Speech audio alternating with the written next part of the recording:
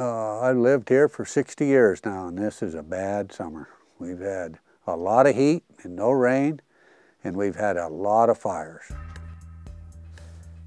Well, I've been elk hunting with Doug Gardner today. It's my first day of the hunt. I've been looking forward to this all fall because I love elk hunting with Doug at Gardner Ranch Outfitters. And a little thunderstorm come through, 5, 6 drops of rain at most, but we heard 2, maybe 3 claps of thunder. One of those kicked off this fire.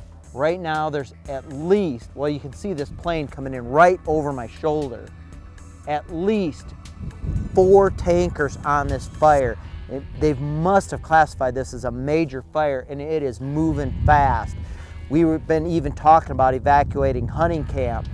Are we gonna get to go elk hunting here the next few days? I don't know. In fact, that fire burned some of my best elk hunting, and it burned 20-some thousand acres in a little over 5 hours. Extremely dangerous, life-threatening dangerous. It's ugly anyway, you know. When we went and looked, it made me sick.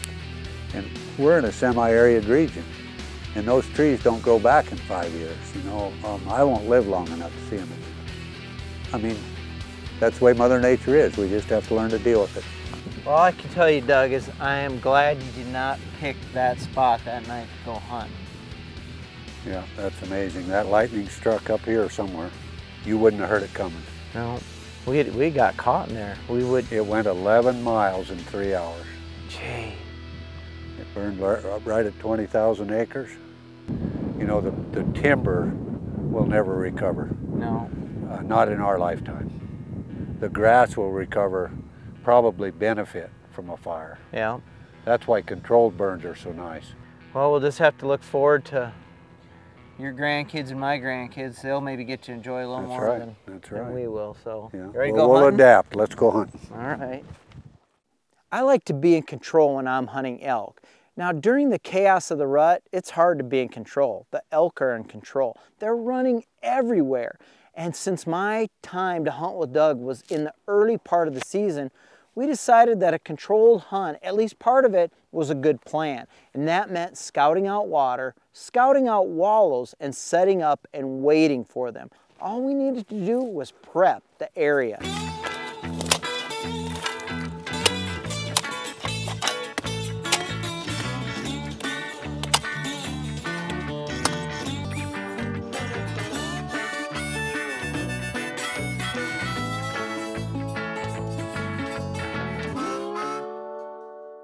We discovered that we had put everything together right away, right off the bat.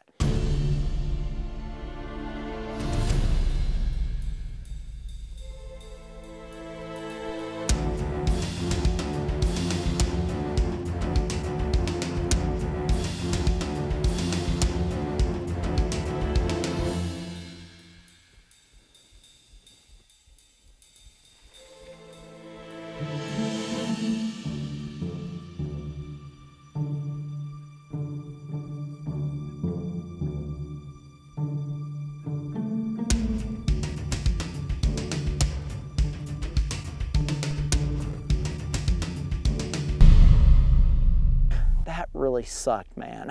It had been dry, and that's why the water holes were such a great idea. The elk were coming to them to get a drink after feeding, to wallow around, and to hang out. So, with that in mind, we decided to give the morning wallow one more try. It worked, just not in a timely manner for me.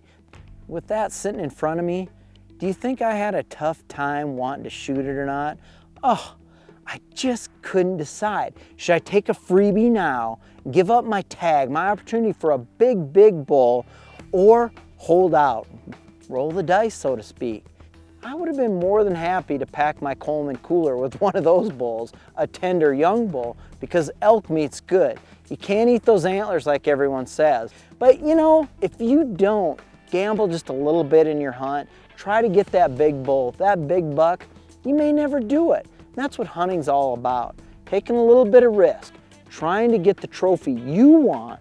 If that trophy is just a big old prime piece of loin, then you've gotten your trophy. If it's a nice big rack, you've got your trophy. You've got to decide those.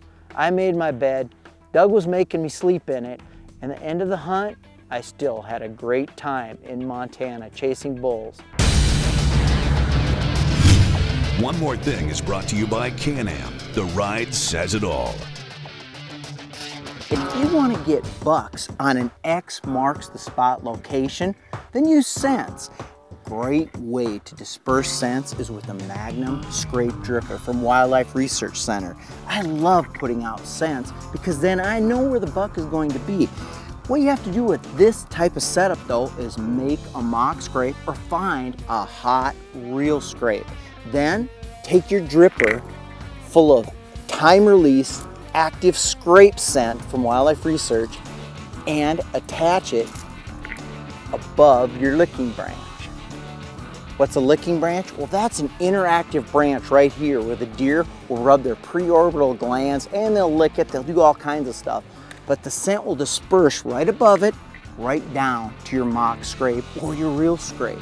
That way, the deer will come in here to investigate. And when will they come? Well, the Magnum Scrape Dripper works during daytime hours only. The heating of the day releases the scent. The cooling of the night contracts the dripper and no more scent is dispersed. That means bucks will smell fresh scent during the day and be more likely to hit it during shooting light. When we come back, the fire shut down Montana. Mark heads to Colorado.